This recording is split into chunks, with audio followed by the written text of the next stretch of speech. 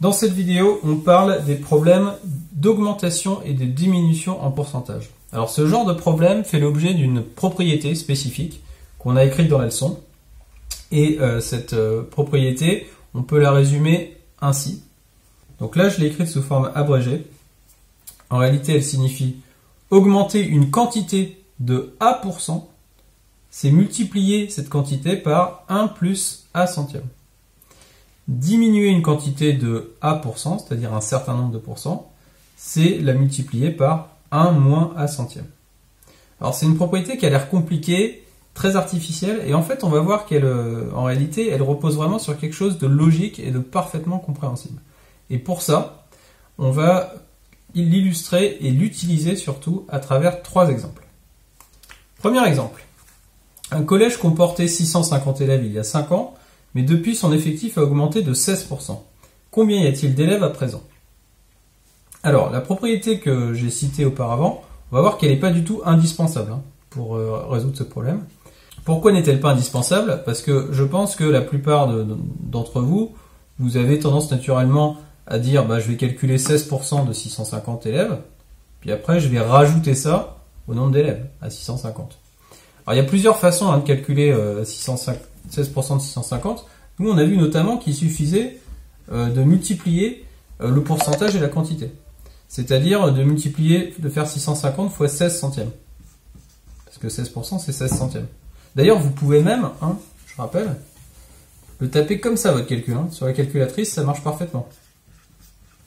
650 fois 16%. Bon. On calcule combien ça fait. 104. Vous voyez que sur la calculatrice, j'ai tapé vraiment 650 fois 16%. Le symbole pourcent, il est au-dessus de rep. Il est là, en orange. Donc j'ai tapé sur seconde rep. Ça fait 104 élèves en plus. Et 650 plus 104, ça fait 754 élèves. Et après, phrase de réponse. Si maintenant on utilise la propriété, voilà le calcul qu'on va faire. On a dit augmenter de 16%, c'est multiplier la quantité par 1 plus 16 centièmes.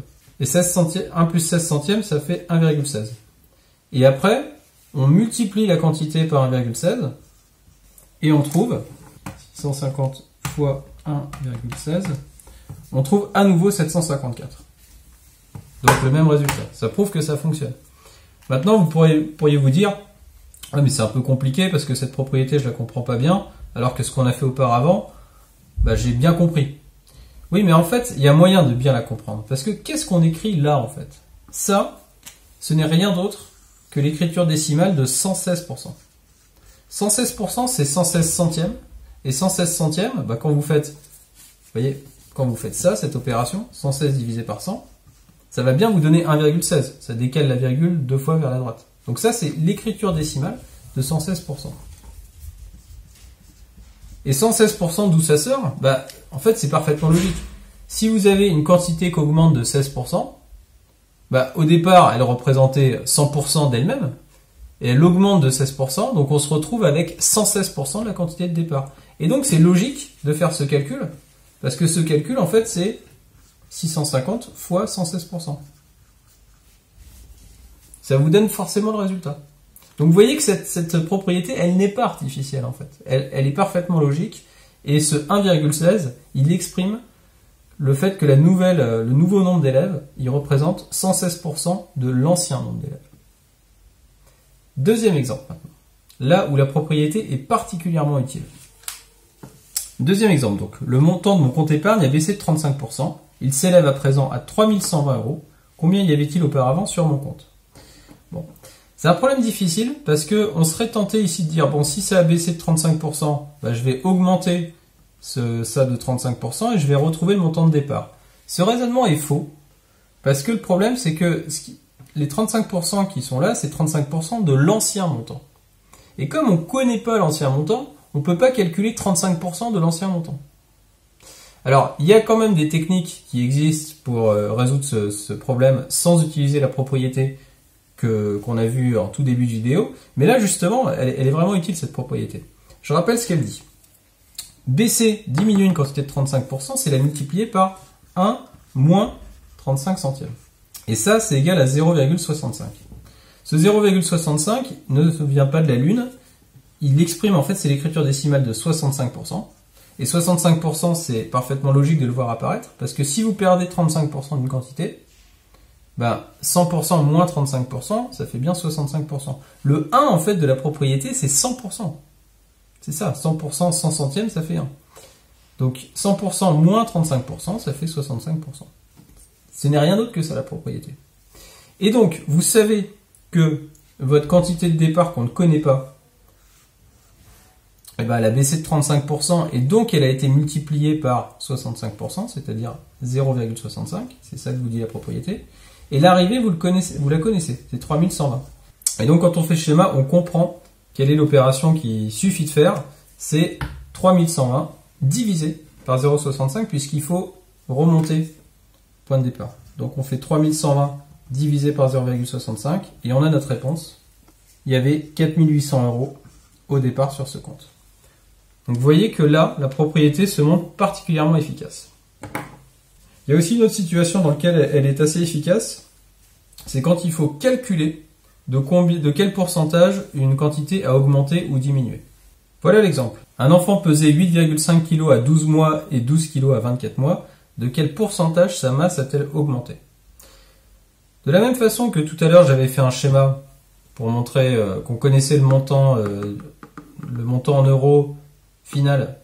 On connaissait par combien ça avait été multiplié, mais on ne connaissait pas le départ. Là, on connaît le départ, 8,5 kg.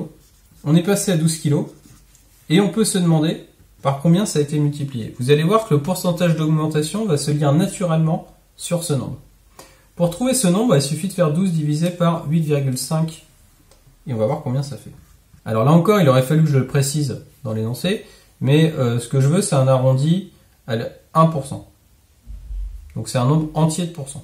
Je fais ce calcul, 12 divisé par 8,5, et je trouve que c'est environ égal à 1,41. Maintenant, à moi d'interpréter ça. 1,41, c'est l'écriture décimale de 141%. Qu'est-ce que ça veut dire? Ça veut donc dire que 12 kg, ça représente 141% de l'ancienne masse, et donc la masse a augmenté de 41%. Donc vous voyez que c'est une autre utilisation efficace de la propriété. Alors, ce serait mentir de dire qu'on était obligé de procéder comme ça. Si vous voulez utiliser des techniques différentes, et par exemple qui correspondent plus à ce qu'on a vu dans la vidéo exprimer une proportion en pourcentage, on peut le faire. À ce moment-là, il faut d'abord calculer l'augmentation de la masse en kilos. Cette augmentation, elle est, donc on passe de 8,5 à 12, donc ça veut dire que la masse du bébé, elle a augmenté de 3,5 kg. Et cette masse, maintenant, cette augmentation, il faut l'exprimer en proportion. Elle a augmenté de 3,5, oui, mais sur combien? Et là, ce qu'on attend, c'est finalement par rapport à la masse initiale. Donc ce qu'on attend au dénominateur, c'est 8,5. Et ensuite, cette augmentation qui est exprimée comme ça sous forme fractionnaire, on la voudrait sous la forme d'une fraction de dénominateur 100, puisque c'est ça un pourcentage. Donc là, on peut faire un produit en croix.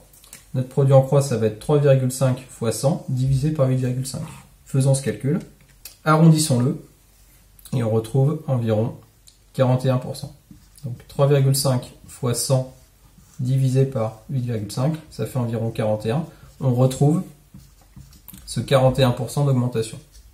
Les deux techniques sont parfaitement aussi valables l'une que l'autre. Peut-être la seule difficulté dans celle-ci, c'est de savoir ce qu'on veut ici au dénominateur. Donc c'est vraiment la masse initiale. Si par exemple vous mettez 12 kg ici, vous allez vous tromper et vous allez avoir un pourcentage qui sera faux. Donc à vous de voir quelle est la technique que vous préférez dans cette situation précise. Mais en tout cas, la propriété, il est important de la connaître parce que vous verrez que dans la suite de votre scolarité, quand on aura des augmentations et des diminutions en pourcentage, on aura tendance à utiliser une fonction.